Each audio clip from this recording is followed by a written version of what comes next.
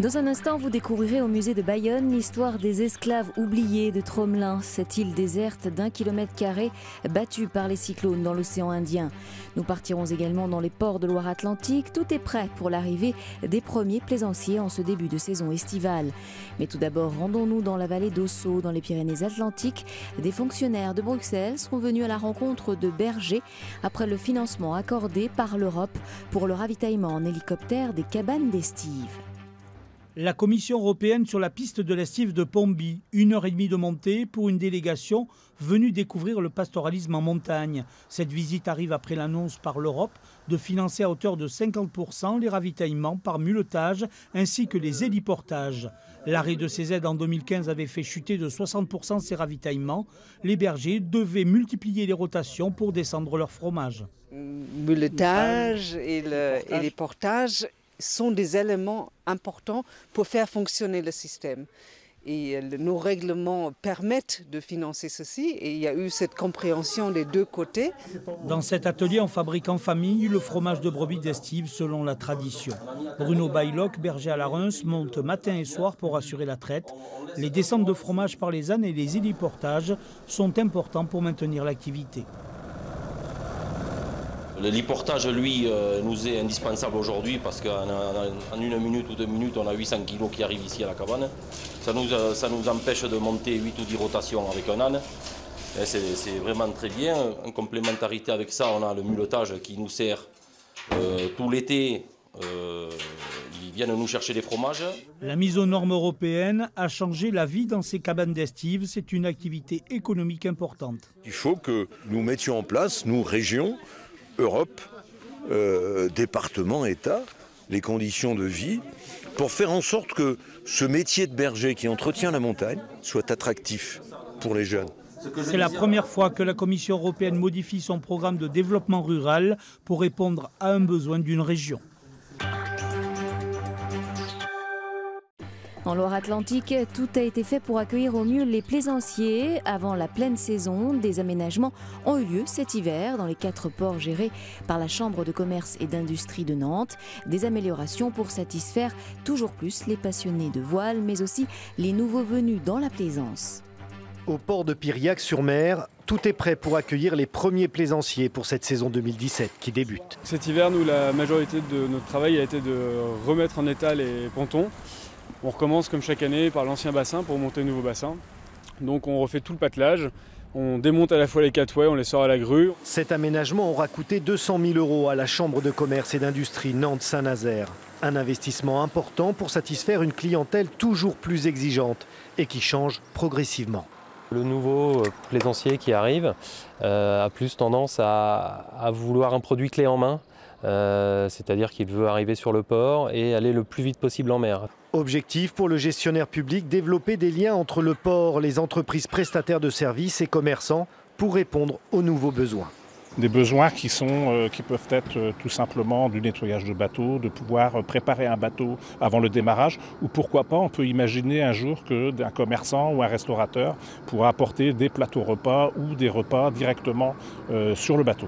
Et pour les nouveaux arrivants, plus jeunes et moins expérimentés, la Chambre de commerce a mis en place des cours à la manœuvre, une mesure qui devrait se généraliser dans tous les ports de Loire-Atlantique dès 2018. Ils ont passé 15 ans sur une île déserte d'1 km² en plein cœur de l'océan Indien.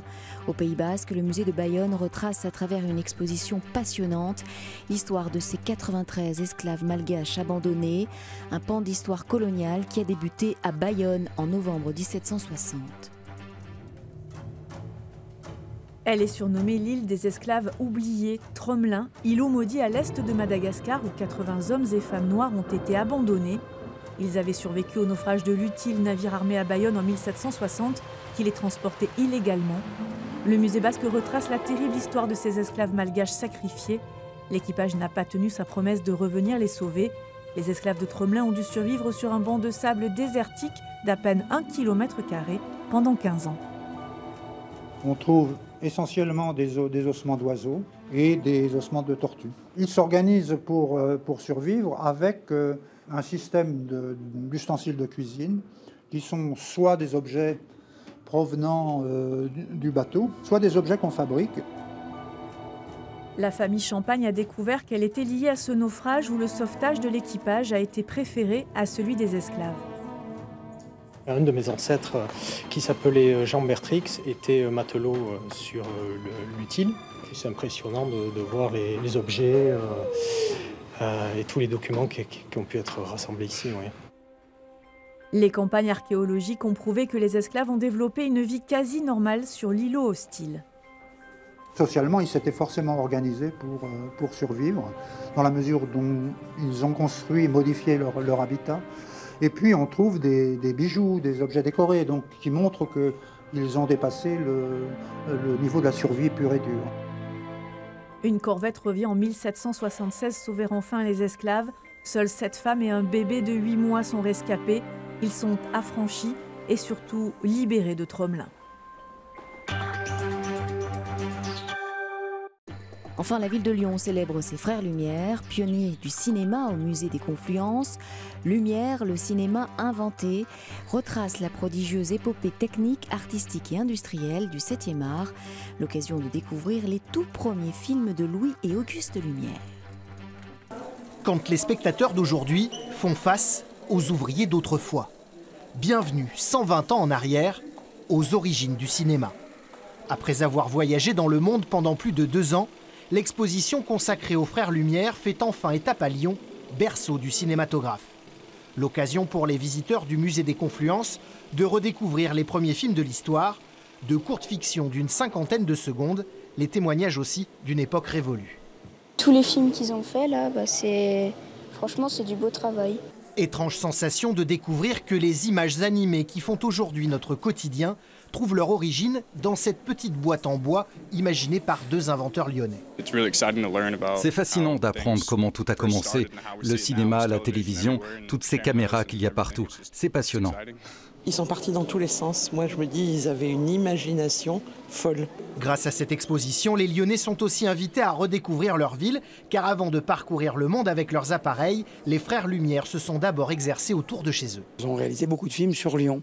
Et il y a quelque chose d'une mémoire lyonnaise qu'on ignorait et que cette exposition restitue. Clou du spectacle, cette immense mosaïque rassemblant les 1422 films des frères Lumière, une œuvre imposante à l'image de la révolution artistique et industrielle qu'ils ont initiée.